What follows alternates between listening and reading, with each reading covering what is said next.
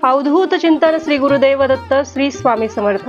आज जो व्हिडिओ आपण बनवणार आहोत तो नवरात्रीच्या चौथ्या दिवशी काय करायचं किंवा कुठले उपाय करायचा आणि त्या उपायाचा काय नेमका फायदा होतो या व्हिडिओमधून आज आपण पाहणार आहोत। बरेच दादा आणि ताई मला मेसेज करतात की ताई आमचं लग्न जमत नाहीये, लग्नामध्ये खूप अडथळे येत आहेत, आमच्या कुंडलीमध्ये दोष आहे, आमच्या मागे पितृदोष आहे, असे भरपूर सारे मेसेजेस मला येतात। तर त्या सर्व दादांसाठी आणि ताईंसाठी आजचा हा उपाय आहे।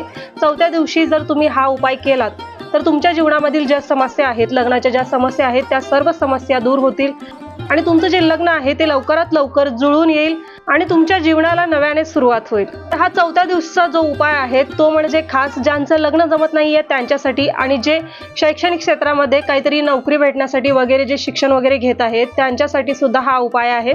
ज्यांना शिक्षणामध्ये यश हवं आहे त्यांनी सुद्धा हे करायचं आहे आणि ज्यांना नोकरी लागत नाहीये त्यांनी सुद्धा हा उपाय करायचा आहे। हा जो उपाय आहे आपल्याला नवरात्रीच्या चौथ्या दिवशी करायचा आहे आणि जर चौथ्या दिवशी तुम्ही हे करू शकत नसाल तर हरकत नाही, पण नवरात्री जोपर्यंत आहे नवरात्रीच्या 9 दिवसापर्यंत हा उपाय तुम्ही केव्हाही करू शकता आणि आपल्या जीवनामधील शैक्षणिक समस्या, नोकरीच्या समस्या आणि सांसारिक समस्या ज्या काही आहेत या उपायाने पूर्णतः नष्ट होऊन जाणार आहेत, पूर्णतः या सर्व समस्या आपल्या जीवनातून दूर होणार आहेत। तर हा उपाय चौथ्या दिवशी नक्की करा आणि चौथ्या दिवशी जर हा उपाय तुम्हाला करायला जमत नसेल तर दसरा होईपर्यंत तुम्ही केव्हाही हा उपाय करू शकता।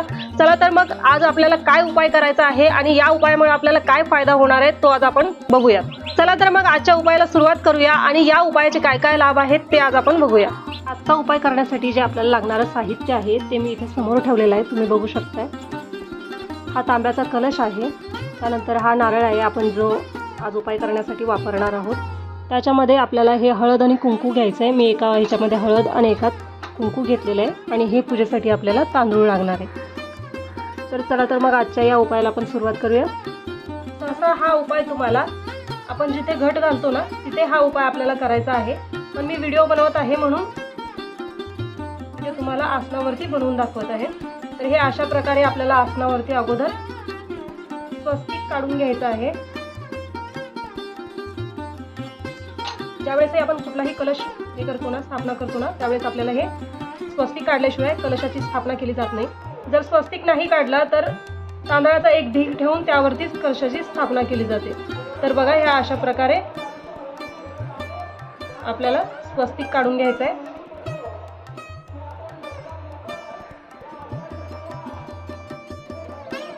त्यानंतर आपल्याला हळद आणि कुंकू जे आपण घेतलेलं आहे ते आपल्याला थोडंसं त्या स्वस्तिकावरती अशा पद्धतीने वाहायचं आहे।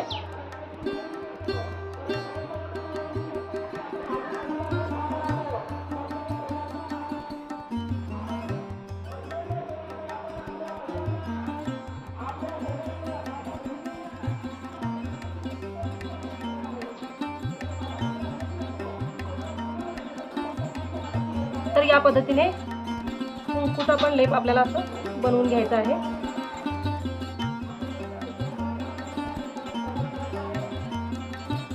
आणि या दोन्हीच्या लेपाने आपल्याला आपल्यापाशी जो नारळ आहे त्या नारळाला हे बघा सेंटरला असं मध्यभागी इथून एक साईडला आपल्याला लाल लेप द्यायचा आहे। पूर्ण कुंकाने याला आपल्याला व्यवस्थित रीतीने माखायचा आहे। या पद्धतीने आपल्याला अर्धा भागाला कुंकाने आपण व्यवस्थित रीतीने लेप केलेला आहे। तर दुसरा जो भाग आहे आपला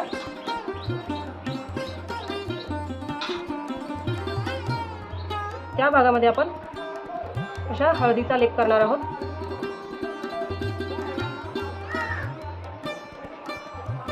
कुंकू आणि अर्ध्या भागामध्ये हळदीचा लेप आपल्याला इथे द्यायचा होता आणि तो आपण दिलेला आहे। त्यानंतर आपल्याला काय करायचं आहे, हा जो लाल धागा आपण घेतलेला होता पूजेसाठी, तर या लाल धाग्याला आपल्याला इथे सेंटरला, इथे पाहू शकता तुम्ही, असं सेंटरला धरून आपल्याला याला असा गुंडाळायचा आहे। हा धागा गुंडाळताना एका गोष्टीची दक्षता आपल्याला घ्यायची आहे की याला कुठेच गाठ पडता कामा नये। जर याला कुठेतरी गाठ पडली तरीही आपल्या जीवनातल्या ज्या समस्या आहेत त्या समस्या दूर होणार नाहीत। त्यामुळं ज्यावेळेस आपण याला धागा गुंडाळतोय त्यावेळेस आपल्याला अत्यंत बारकाईने आणि व्यवस्थित लक्ष देऊन आपल्याला याला धागा गुंडाळायचा आहे। हे बघा अशा पद्धतीने हे अशा पद्धतीने मी हा धागा गुंडाळलेला आहे। आपलं जर लग्न जमत नसेल, आपल्या कुंडलीमध्ये दोष असतील किंवा पितृदोष असेल, असा कुठलाही जरी प्रॉब्लेम आपल्याला असेल तर या सर्व प्रॉब्लेम्सला हा उपाय दूर करतो। तर चौथ्या दिवशी नक्की हा उपाय करा। तर नारळाला अर्ध्या भागाला कुंकाने आणि अर्ध्या भागाने हळदीने आपल्याला लेपायचं आहे। आणि हे बघा सेंटरला आतमध्ये मी व्यवस्थित रीतीने असं लाल धागा जो आहे तो बांधलेला आहे। हा लाल धागा बांधत असताना एक दक्षता तुम्हाला घ्यायची आहे, ती म्हणजे की या धाग्याला गुंडाळत असताना कधीही गाठ पडू द्यायची नाही। जर हा धागा गुंडाळताना याला गाठ पडली तर समजून घ्या तुमच्या जीवनामध्ये जे संकट आहे, जे प्रॉब्लेम्स आहेत, जे समस्या आहेत ते बिलकुल दूर होणार नाहीयेत। त्यामुळे हा धागा बांधताना प्रत्येक तरुणांनी आणि आई वडिलांनी काळजी घ्यायची आहे। आणि ज्यावेळेस आपण हा अर्ध्या भागाला कुंकाणी आणि अर्ध्या भागाने हळदीने लेपतो, त्यानंतर आपल्याला आपण जे कलश तयार केलेला आहे त्या कलशावरती घट जिथं आपण बसवलेला आहे त्याच्या समोरच एक पाटा किंवा चौरंग ठेवून त्यावरती आपल्याला नारळ ठेवून द्यायचा आहे। हे बघा अशा पद्धतीने नारळ आपल्याला असा ठेवायचा नाहीये, नारळ या साईडने लागतो। नारळाचे जे डोळे आहेत आणि नाक आहे ते या साईडला आहे, त्याचं जे तोंड आहे या साईडला आहे। त्यामुळे नारळ असा कधीही उभा ठेवला जात नाही, असा आडवा ठेवला जातो। त्यामुळे आपल्याला ज्या ठिकाणी आपण घटस्थापना केलेली आहे त्या ठिकाणी आपल्याला हे त्या कलशावरती अशा पद्धतीने स्थापना करायची आहे याची। आणि याला वरतून लाल कापड आपल्याला गुंडाळायचं आहे। त्यासाठी हे बघा मी हे लाल कापड घेतलेलं आहे। तर हे लाल कापड आपल्याला असं गुंडाळायचं आहे। हे अशा पद्धतीने आपल्याला हे गुंडाळायचं आहे। त्यानंतर हा जो कलश आपण तयार केलेला आहे या कलशावरती अशा पद्धतीने आपल्याला हा नारळ ठेवायचा आहे। आणि हा नारळ आपल्याला आपण जिथे घटस्थापना केलेली आहे त्या ठिकाणी हे कलश आपल्याला अशी स्थापना करायची आहे। 9 दिवस हा कलश आपल्याला अजिबात हलवायचा नाहीये। या नारळावरती आपण लावलेले जे हळद आणि कुंकू आहे ते देवीच्या सर्व शक्तींना आकर्षित करतो। हा नारळ खूप प्रभावी होतो, त्यामुळे या नारळाला आपल्याला अजिबात तिथून हलवायचं नाहीये। त्या दिवशी दसरा संपेल त्याच्या दुसऱ्या दिवशी ज्यावेळेस आपण घट उचलतो, घट उचलत असतानाच त्यावेळेस आपल्याला हा नारळ उचलायचा आहे। हा जो नारळ आहे तो शेवटच्या दिवशी ज्यावेळेस आपण दसरा हे करतो त्यानंतर हा नारळ आपल्याला तिजोरीमध्ये ठेवायचा आहे किंवा घरात अशा ठिकाणी ठेवायचा आहे जिथं स्पर्श होणार नाही। किंवा तुम्ही पत्रा असेल तर पत्र्याला टांगू शकता, स्लॅबचं घर असेल तर वरती टांगण्याची काहीतरी सोय करून तिथे आपण याला टांगून ठेवू शकतो। हा कधीपर्यंत ठेवायचा? जोपर्यंत तुमचं लग्न जमत नाही, तुम्हाला शिक्षणामध्ये प्रगती मिळत नाही, जोपर्यंत तुमच्या जीवनामध्ये तुम्हाला नोकरी वगैरे धंदा वगैरे लागत नाही, तोपर्यंत हा नारळ तुम्हाला घरी ठेवायचा आहे।